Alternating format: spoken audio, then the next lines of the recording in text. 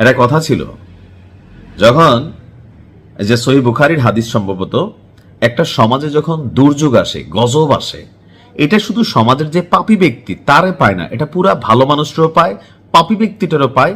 অর্থাৎ জুলুম এবং মজলুম যে ব্যক্তিরা আছেন, যে দুই প্রাণী, এর পাশাপাশি আমরা যারা সুশীল আছি তাদেরকেও পায়। কারণ একটা গজব আল্লাহ পাক একটা গোষ্ঠীর উপর দেয়। ইতিমধ্যে যারা ওমান আছেন দেশে আসার পরিকল্পনা করে ফেলেন, কারণ এবারের টার্গেট মার্কিন যুক্তরাষ্ট্রের হচ্ছে ওমান। ডোনাল্ড ট্রাম্প যে আরব দেশগুলোর নিয়ে কি পরিমাণ খেলা খেলবে, এই মাথামোটা শায়েকরা এটা কিন্তু বুঝতেই পারছে না। ইরান বুঝতে পারছে অনেক আগে। ইসরায়েলের দিয়া ইরানের সাথে তো খেলা খেলছে, আরব দেশগুলোর সাথে আবার আমেরিকা ওই এই দেশটি দিয়ে ওই দেশের সাথে লাগাইয়া, এগুলো আমেরিকার বিশাল পুরোনো পরিকল্পনা। আর তেলগুলাকে টেকনিক্যালি নেওয়া, ওইখানে হিউজ পরিমাণ ডেভেলপমেন্ট হচ্ছে, বিলিয়নস অফ ডলার এখানে বিজনেস হচ্ছে, কনস্ট্রাকশন হচ্ছে, আর্কিটেক্ট হচ্ছে, ইনস্ট্রুমেন্ট লাগতেছে, সবকিছু এই দেশে ওই দেশে লাগাইয়া বিলিয়নস অফ ডলারের অস্ত্র বাণিজ্য চুক্তি, তাদের সেনাবাহিনী পালা, তাদের সামরিক ঘাঁটি করা, সবকিছু কিন্তু করতেছে। এখন যে আরব দেশগুলো মনে করতেছে যে আমরা আজকে আমেরিকার জায়গা দিয়ে খুব ভালো থাকবো, দেখুন ওমানের পরিণতি দেখা একটু শিক্ষা নেন। এবার ওমানকে উড়িয়ে দেওয়ার হুমকি দিয়েছে মার্কিন প্রেসিডেন্ট ডোনাল্ড ট্রাম্প। এখন কেন?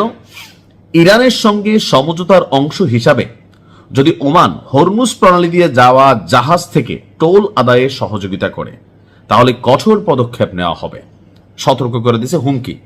এখন ভাই, একটা রাষ্ট্র কিভাবে চলবে, ওই রাষ্ট্রের নিজস্ব নীতিমালা আছে, সিস্টেম আছে, কিন্তু না, আমেরিকা বলে তোমার কোনো সিস্টেম নাই, আমি যার সাথে ভালো সে তোমার বন্ধু, আমি যার সাথে খারাপ সে তোমার শত্রু। এই হচ্ছে আরবদের মাথা মোটা শেখদেরকে সাইজ করার জন্য প্ল্যান।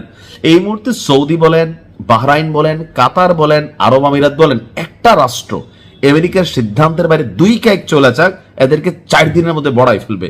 কারণ হরমুজ প্রণালী দিয়া ইরানের সাথে ওমানের সম্পর্ক আছে, তারা তাদের মতন করে সেই বন্ধুকে সাপোর্ট করবে। এখন যুদ্ধ হচ্ছে কার মধ্যে? ইসরায়েলের মধ্যে। আমেরিকা কেন ঢুকলো? বন্ধু হিসাবেই তো। ভাই, পেছন থেকে ফ্রান্স কেন আসলো? বন্ধু হিসাবেই তো। যুক্তরাজ্য কেন আসলো? বন্ধু হিসাবেই তো।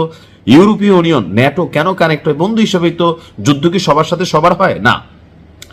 রাশিয়ার সাথে ইউক্রেনের যুদ্ধ চলছে, সেইখানে পশ্চিমারা একজোট হইয়া রাশিয়ার বিরুদ্ধে ইউক্রেনকে টাকা দিচ্ছে কেন? বন্ধু হিসেবেই তো। এগুলাতে সমস্যা নাই, কিন্তু রাশিয়ার সাথে যখন কোনো দেশ সম্পর্ক করে তারে আমেরিকা রেড সিগন্যাল দেয়। ইরানের সাথে যদি কেউ সম্পর্ক করে তারে রেড সিগন্যাল দেয়। গতকালকে মন্ত্রিসভার বৈঠকে ট্রাম্প বলছেন হরমুজ প্রণালী সবার জন্য উন্মুক্ত থাকবে, এটি একটি আন্তর্জাতিক জলসীমা। ওমান অন্যদের মতন আচরণ না করলে আমাদের তাদের উড়িয়ে দিতে হবে। এখন কেন উড়িয়ে দিতে হবে? কারণ ওমান এখানে অনেক কিছুতে ইরানের প্রভাবটাকে সম্মান করে, অথবা যে মুসলিম কমিউনিটি হিসাবে সম্প্রদায়গত শিয়া সুন্নি বিভেদের বাহিরে গিয়া ওমান কিন্তু ইরানকে যথেষ্ট অনার করে, ইভেন একটা ভালো সম্পর্ক রাখার চেষ্টা করে। কিন্তু আমেরিকার সাথে কিন্তু ওমানের ভালো সম্পর্ক, সৌদির সাথেও ভালো সম্পর্ক।